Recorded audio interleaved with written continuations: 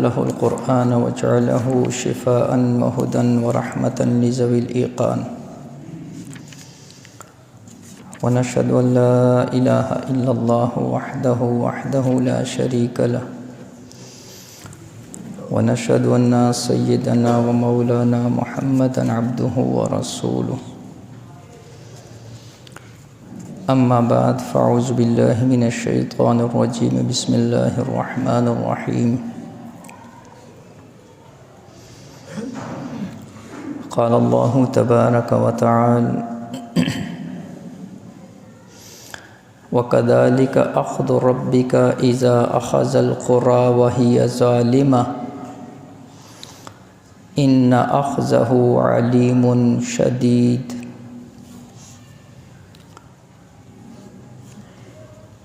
عن ابي موسى رضي الله تعالى عنه قال قال رسول الله صلى الله عليه وآله وسلم إن الله لا يملي للظالم حتى إذا أخذه لم يفلته قال ثم قرأ وَكَذَلِكَ أَخْذُ رَبِّكَ إِذَا أَخَذَ الْقُرَى أَوْ كَمَا قَالَ عَلَيْهِ الصَّلَاةُ وَالسَّلَامُ إِنَّ اللَّهَ وَمَلَائِكَتَهُ يُصَلُّونَ عَلَى النَّبِيِّ يَا أَيُّهَا الَّذِينَ آمَنُوا صَلُّوا عَلَيْهِ وَسَلِّمُوا تَسْلِيمًا اللهم صل على محمد في أول كلامنا اللهم صل على محمد في أوسط كلامنا اللهم صل على محمد في آخر كلامنا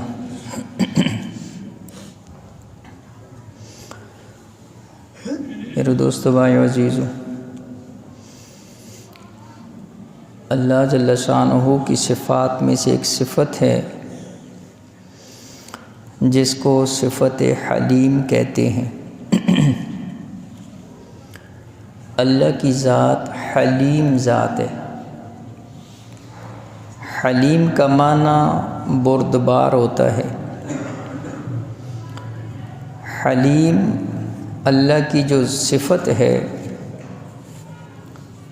اس صفت کے بارے میں علماء فرماتے ہیں کہ حلیم اللہ کی وہ صفت ہے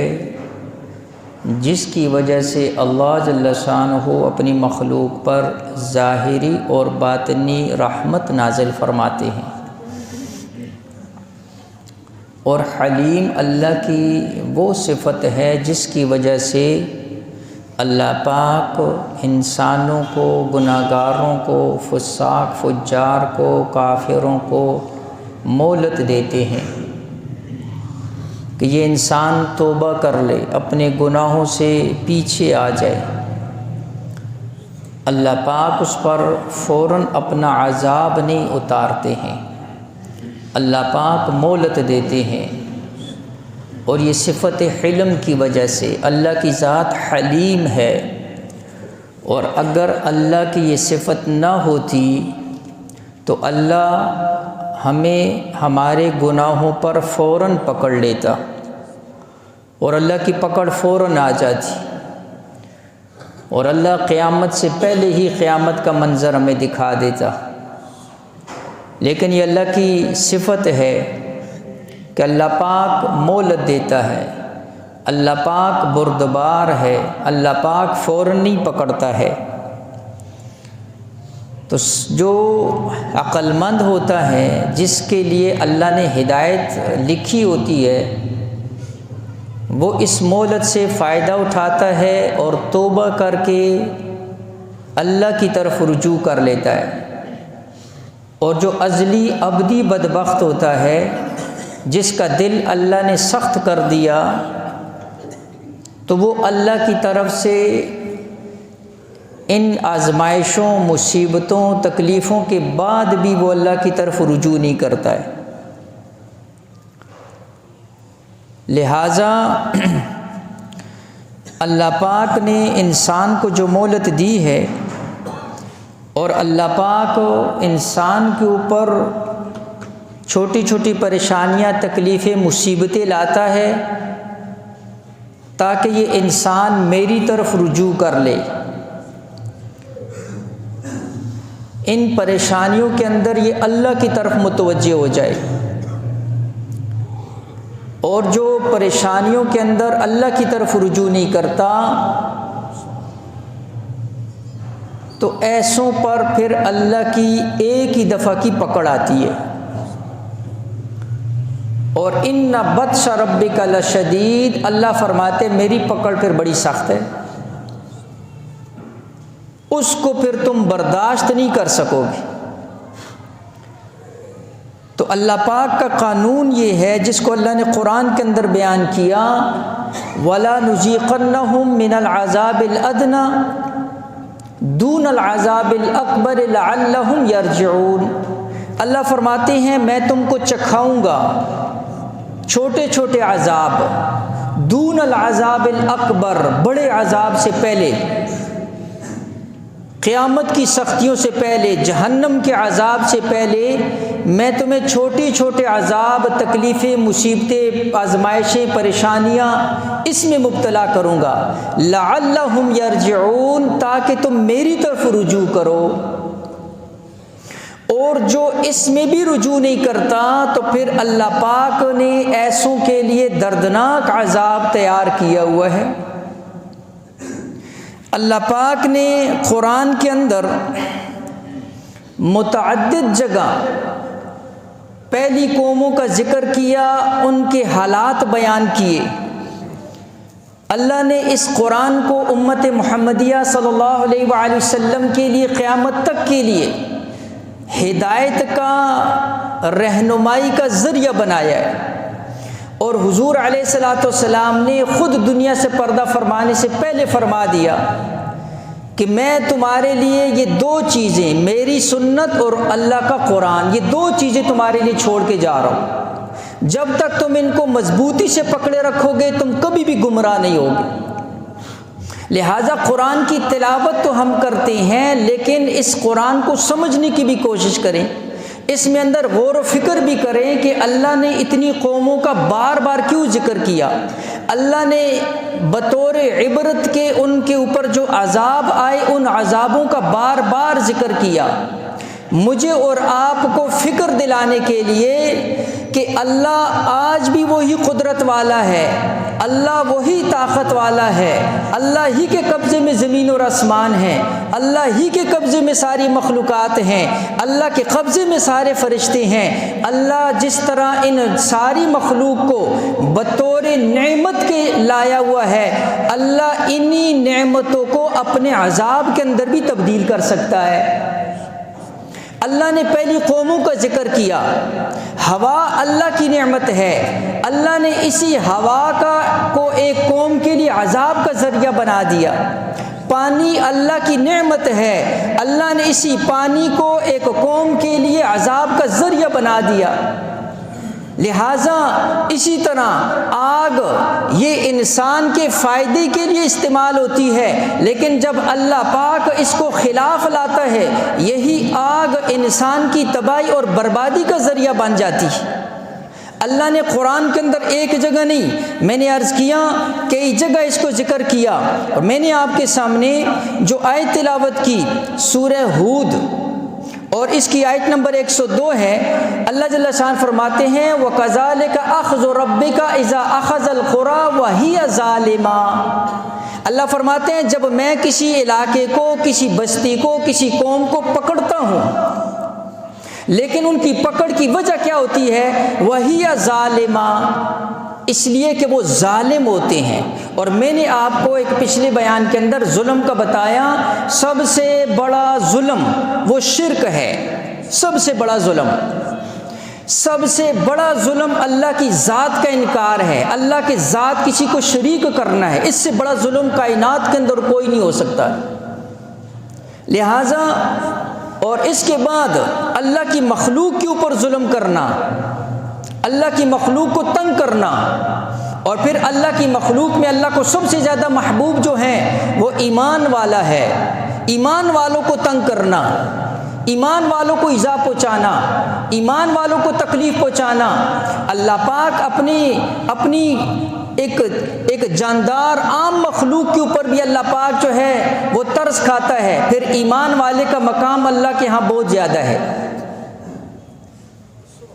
اس لیے ایک موقع پر حضور علیہ الصلوۃ والسلام نے مفہوم ایسے ہے بیت اللہ کی طرف دیکھ کر فرمایا کہ ایک ایمان والے کی حرمت فرمایا کہ وہ اس سے بھی زیادہ ہے۔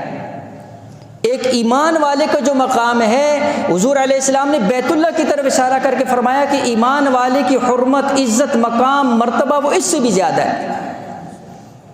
تو اللہ کے ہاں بھی ایمان والے کی بہت بڑا مقام ہے۔ تو اللہ جل شان فرماتے ہیں جب میں کسی قوم کو پکڑتا ہوں، پکڑ کی وجہ اسباب کی کمی نہیں ہے کہ وہاں ٹیکنالوجی کم ہے، وہاں اسباب نہیں ہے، افرادی قوت نہیں ہے، مال و دولت نہیں ہے، غربت ہے، اس وجہ سے اللہ ان کو پکڑتا ہے، نہیں۔ فرمایا وہی ظالمہ، جب وہ ظلم سے حد میں بڑھ جاتے ہیں، جب وہ تکبر کے اوپر حد سے گزر جاتے ہیں، اللہ پاک فرماتے ہیں پھر میں ان کو پکڑتا ہوں، ان اخذہ علیم شدید، اللہ فرماتے ہیں میری پکڑ پھر بڑی دردناک اور سخت ہوتی ہے۔ اور اسی کو حضور علیہ الصلوۃ والسلام نے صحیح بخاری کی حدیث کے اندر بھی اس کو ذکر فرمایا، ان اللہ لا یملی للظالم حتی اذا اخذہ لم یفلت، ثم قرأ، پھر اس کے بعد حضور نے انہی آیت کو تلاوت فرمایا۔ فرمایا اللہ پاک پہلے مہلت دیتا ہے، اللہ پاک پہلے مہلت دیتا ہے، ظالم کو مہلت دیتا ہے، لیکن جب ظالم اپنے ظلم میں حد سے بڑھ جاتا ہے، وہ تکبر کے اندر آ جاتا ہے، وہ بڑائی کے بول بولتا ہے، وہ خدائی کا دعوے دار بن جاتا ہے، وہ اپنے آپ کو اس کائنات کے اندر سپر پاور کہنا شروع کر دیتا ہے، فرمایا پھر اللہ اس کو پکڑتا ہے، اور اللہ کی پکڑ پھر ایسی سخت ہوتی ہے کہ پھر جو ہے ساری ٹیکنالوجی اسباب مل کر بھی اللہ پاک کے اس نظام کے سامنے فیل ہو جاتے ہیں۔ تو میں نے عرض کیا اللہ نے قرآن کے اندر ایک جگہ نہیں کئی جگہ اس کا ذکر کیا۔ اللہ جل شانہ نے بنی اسرائیل کا تذکرہ کیا، سب سے زیادہ ذکر موسیٰ علیہ السلام کی قوم کا ہے، اور یہ حضور نے خود بھی فرمایا اللہ نے بنی اسرائیل کا تذکرہ کیوں کیا، حدیث کا مفہوم ہے۔ حضور نے خود فرمایا کہ میری امت اور بنی اسرائیل، فرمایا یہ جس طرح جوتا جوتے کے مثل ہوتا ہے، اسی طرح میری کو امت اور فرمایا یہ بنی اسرائیل، یہ طبیعتوں کے اندر، مزاج کے اندر جو ہے ایک طبیعت والے۔ اللہ پاک ان کو بھی بار بار سمجھاتے تھے، نہیں سمجھتے تھے، اللہ پاک ان پر طرح طرح کی آزمائشیں لاتے تھے، نہیں سمجھتے تھے۔ تو اسی طرح حضور علیہ الصلوۃ والسلام نے اس حدیث میں اشارہ فرما دیا اپنی امت کی طرف بھی، ہم بھی نہیں سمجھتے ہیں، اللہ کی طرف سے آزمائشیں آتی ہیں، مصیبتیں آتی ہیں، پریشانی آتی ہیں، عذاب آتے ہیں، ہم اس کو ظاہری اسباب، فلاں سبب بن گیا جی، فلاں سائنسدان نے یہ کہہ دیا جی، فلاں موسمیات والے یہ کہہ رہے ہیں، فلاں سائنس والے نے یہ کہہ دیا، کوئی یہ نہیں کہتا، یہ میرے اللہ کی طرف سے آئی ہے پکڑ، اللہ ہے جس کے قبضے میں سب کچھ ہے، اور اللہ ہے جو سارے اسباب جس کے قبضے کے اندر ہیں۔ ہم اس کو ظاہری چیزوں کے ساتھ منسوب کر دیتے ہیں، نہ کوئی توبہ کرتا ہے، نہ استغفار کرتا ہے، نہ اللہ کی طرف رجوع کرتا ہے۔ اللہ نے بنی اسرائیلوں کا ذکر کیا، فرمایا فَأَرْسَلْنَا عَلَيْهِمُ الطُّوفَانَ وَالْجَرَادَ وَالْقُمَّلَ وَالضَّفَادِعَ وَالدَّمَ آیات مفصلات۔ اللہ فرماتے ہیں ہم نے ان کے اوپر طوفان بھی بھیجے، ہم نے ان کے اوپر مینڈکوں کا عذاب بھیجا، ہم نے ان کے اوپر کھٹملوں کا عذاب بھیجا، ہم نے ان کے اوپر جوؤں کا عذاب بھیجا، ہم نے ان کے اوپر خون کا عذاب بھیجا، جس کھانے کی چیز کو ہاتھ لگاتے خون میں تبدیل ہو جاتی تھی۔ آیات مفصلات، اللہ فرماتے ہیں میں نے تے در تے ان کو نشانیاں، موسیٰ علیہ السلام سمجھا رہے یہ اللہ کی طرف سے عذاب آ رہے ہیں، اور وہ آگے سے کیا کرتے تھے، فرمایا فاستکبروا وکانوا قوما مجرمین، تکبر کے اندر اور جرم کے اندر اور بڑھ جاتے تھے۔ اللہ ان کے اوپر اپنے چھوٹے چھوٹے عذاب بھیج رہا تھا تاکہ یہ اللہ کی طرف رجوع کریں، لیکن انہوں نے رجوع کے بدلے کیا کیا، فاستکبروا، وہ مزید تکبر کے اندر آ گئے۔ وہ کہنے لگے ہم اپنے علم کے ذریعے، اپنی سائنس کے ذریعے، اپنی ٹیکنالوجی کے ذریعے ان چیزوں کو مات دے دیں گے۔ کئی دفعہ آپ نے دیکھا ہوگا ہمارے سادے کچھ بھی ایسے بینر لگا دیتے ہیں، فلاں چیز سے ڈرنا نہیں، لڑنا ہے۔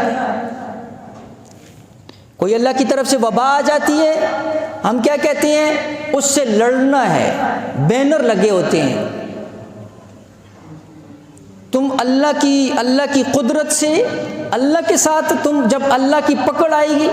اللہ کی طرف سے کوئی وبا آئی ہے، کوئی بیماری آئی ہے، تو کون ہوتا ہے اس کے ساتھ لڑنے والا؟ ساری کائنات مل جائے، اللہ جب پکڑنے پر آتا ہے اللہ کی طرف سے، جب تک اللہ کی طرف رجوع نہیں کرو گے تو تم کیا تمہارے بڑے بھی ایسے کا مقابلہ نہیں کر سکتے۔ تو بنی اسرائیلی بھی ایسے ہی کہتے تھے، وہ کہتے تھے ہم مقابلہ کریں گے۔ اللہ پاک نے ان کا تذکرہ پھر قرآن میں ایک جگہ نہیں کئی جگہ کیا، اور پھر جب نہیں سمجھے اور فرعون اور اس کا لشکر انہوں نے ظلم کی انتہا کر دی، پھر اللہ نے اسی پانی کو، میں نے شروع میں عرض کیا اللہ کی نعمت ہے، پانی کے بغیر زندگی نہیں ہے، لیکن اللہ اسی زندگی کے نقشے کو موت کے اندر بھی تبدیل کر سکتا ہے۔ اللہ نے پانی میں زندگی رکھی ہے، اللہ اسی پانی کو عذاب میں بھی تبدیل کر سکتا ہے۔ فرمایا وَإِذْ فَرَقْنَا بِكُمُ الْبَحْرَ فَأَنْجَيْنَاكُمْ، اے موسیٰ، اے بنی اسرائیل یاد کرو جب پیچھے فرعون کا لشکر تھا، آگے بحر کلزم تھا، اللہ پاک نے اس کو کیا کر دیا؟ اس میں تم کو 12 راستے عطا فرما دی، اور تم دیکھ رہے تھے، تمہاری نظروں کے سامنے تھا۔ وَأَغْرَقْنَا آلَ فِرْعَوْنَ، اور اسی پانی کے اندر میں نے فرعون کو غرق کر دیا۔ ان کو 12 راستے مل رہے ہیں، ادھر قوم غرق ہو رہی ہے، ایک ہی دریا ہے، ایک ہی پانی ہے، ایک کے لیے اللہ نے اس کو زندگی کا سبب بنا دیا، دوسرے کے لیے اللہ نے اس کو ہلاکت کا سبب بنا دیا۔